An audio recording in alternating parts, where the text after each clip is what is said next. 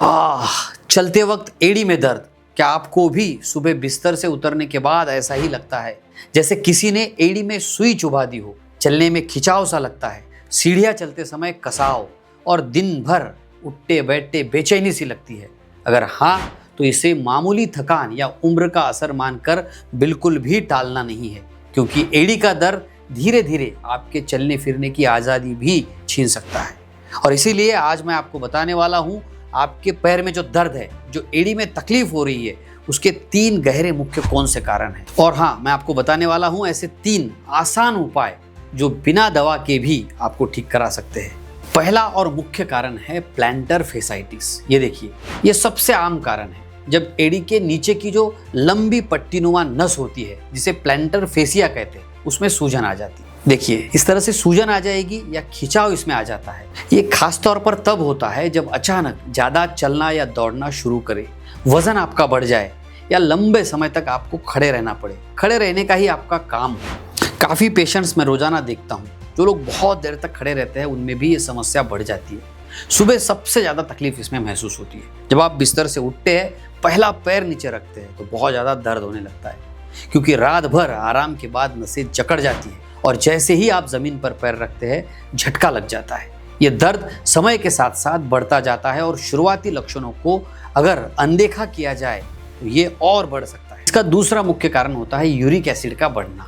शरीर में जब यूरिक एसिड का स्तर सामान्य से ऊपर चला जाए तो वह जोड़ों के आसपास क्रिस्टल के रूप में जमा होने लगता है। एड़ी, घुटने, अंगूठे, ये सब सबसे पहले प्रभावित होते हैं। अगर यूरिक एसिड बढ़ जाए तो इसमें आपको लक्षण दिखते हैं, जैसे सूजन है, जलन है, रात में एड़ी गर्म होना है, हल्का सा बुखार जैसे भी आपको महसूस होने लगता है। लेकिन कई बार लोग इसे थकान समझकर दर्द को दबा लेते हैं, लेकिन असल में ये शरीर के केमिकल असंतुलन का इशारा होता है, यूरिक एसिड के स्तर का बढ़ने का इशारा होता है, और इसीलिए तुरंत चेकअप करा के उसका इलाज कराना बहुत ज़रूरी है। एड़ी में दर्द का तीसरा मुख्य कारण जो होता है वो होता है गलत चप्पल या गलत जूते पहनना। आपके पैर का पूरा जो वजन है वो आपकी एड़ी सहती है, और अगर आपके जूते या चप्पल सही तरीके से नहीं है तो ये सीधा असर आपके नसों पर, हड्डियों पर डाल देती है, और जिसकी वजह से आपकी तकलीफ बढ़ जाती है।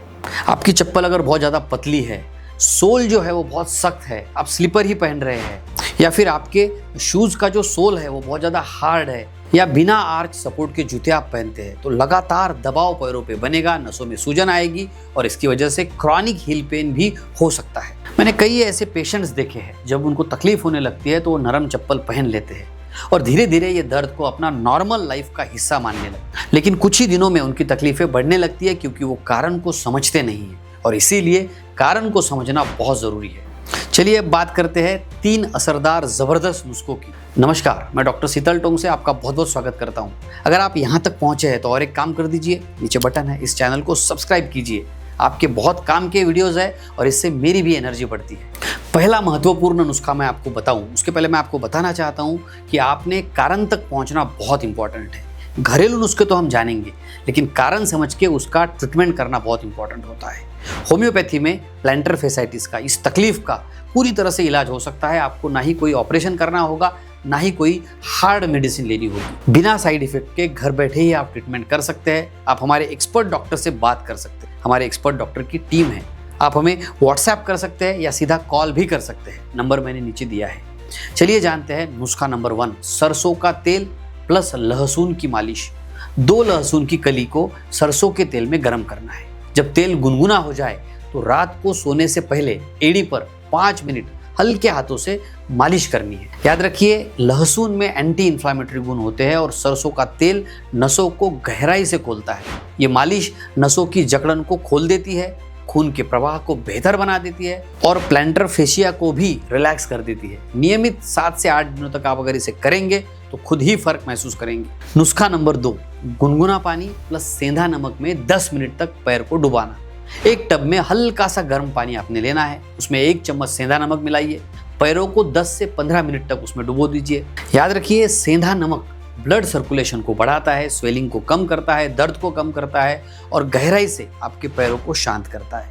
और खास करके इस उपाय को अगर आप शाम के थकान के बाद आजमाएंगे तो आपकी एड़ी के दर्द में बहुत ही जबरदस्त फर्क आप महसूस करेंगे। नुस्खा नंबर 3, रात को 4 से 5 किशमिश और 2 अखरोट को भिगो देना है और सुबह खाली पेट इसे चबा चबा कर खाना है। ये नुस्खा शरीर के अंदर से यूरिक एसिड को बैलेंस करता है और नसों को प्राकृतिक पोषण देता है। इसमें मौजूद मैग्नीशियम, पोटेशियम और हेल्दी फैट्स मांसपेशियों और हड्डियों दोनों को मजबूत बनाने का काम करता है। चलिए अब देता हूं आपको कुछ बोनस टिप्स जो आपकी तकलीफ को कम कराने में बहुत कारगर है। पहली टिप, बहुत सख्त जमीन पर नहीं चलना है। दूसरी टिप, कुशन वाले शूज ही आपने पहनने हैं। घर में डॉक्टर चप्पल पहनी है जिसे हम ऑर्थोरेस्ट चप्पल कहते हैं। नंबर 3, रोज सुबह हल्की स्ट्रेचिंग आपने करनी है। मेरा स्पेशल एक वीडियो है, उसे आप जरूर देखिए, उसमें कैसे एक्सरसाइज करनी चाहिए उसके बारे में मैंने डिटेल में बताया है।